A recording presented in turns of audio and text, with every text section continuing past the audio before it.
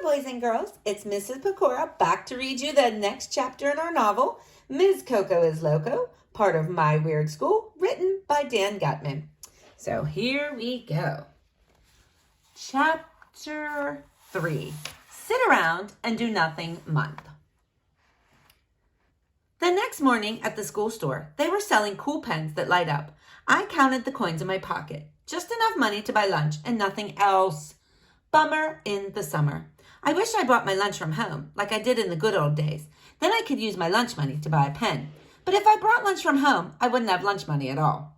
Well, anyway, all I had was enough money for lunch. And if I didn't eat lunch, I'd starve and die. When I got to Miss Gazy's class, guess who poked his head in the door? Nobody, because if you poked your head in the door, it would hurt. But Mr. Klutz poked his head in the doorway. He's our principal. And he has no hair. Mr. Klutz's head is so shiny you can see yourself in it. He must polish it or something. Mr. Klutz is nuts. I have exciting news, he said. Mr. Klutz says he has exciting news, I whispered to Neil Crouch, who we call Neil the Nude Kid, even though he wears clothes. April is National Poetry Month, said Mr. Klutz. I thought of a great way to celebrate. If the students of elementary school write 1,000 poems in April, I'll invite a real-life poet to visit us. Isn't that exciting? Yes, yelled all the girls. No, yelled all the boys. A real-life poet? I thought poets all died a long time ago. How about 500 poems? Michael asked. 1,000 poems, Mr. Klutz said. That's my final offer. Deal or no deal?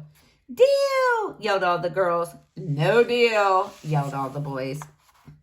Mr. Klutz loves challenging us to see what we can accomplish. After he left, it was time for me and Andrea to go to Ms. Coco's room. Arlo, did you know that a beaver can hold its breath for 5 minutes? Andrea asked as we walked down the hall. And that bats sleep upside down in trees. Ugh, she must have finished a letter B in her encyclopedia. Sure, I lied. Any dumbhead knows that stuff. Miss Coco came running in just as we reached the G&T room. I'm sorry I'm late, she said. I had to fix my hair. Why, was it broken? I asked. That's mean, said Andrea. I think it's clever, said Miss Coco. To fix hair is to comb it, and you fix a machine when it breaks. AJ thought creatively. That's why I selected him for the Gifted and Talented program. Thank you, I said, and then I stuck my tongue out at Andrea. I'm so excited about National Poetry Month, said Ms. Coco. Did you two write your poems? I did, Andrea said, all excited. My poem is called The Happy Hippo. I worked on it all night. Andrea loves animals. She reads her poem about some hippos that have a dumb tea party. It was totally lame. Lovely, said Ms. Coco when Andrea finished. Let's hear your poem, AJ. So I read my poem.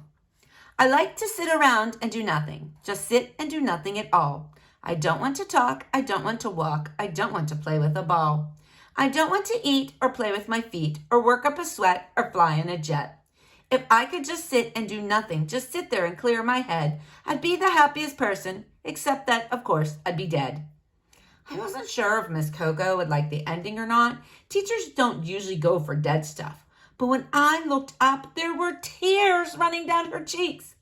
That's the saddest poem I've ever heard, she said, grabbing a tissue to wipe her face. Huh? I said. AJ, your poem was so simple, yet it was so moving, so honest, so free. I don't know what she was talking about. It was just a dumb poem. I wrote it in 5 minutes during the commercials while I watched TV. What about my poem? Asked Andrea. Yours was nice too, Andrea, said Ms. Coco. Then she took another tissue and started crying again. Miss Sparty Pants Know-It-All crossed her arms and looked all mad. I guess she was angry because Miss Coco liked my poem better than her dumb hippo poem. Well, na, boo-boo on her. All right, boys and girls, stay tuned for the next chapter of Ms. Coco Is Loco.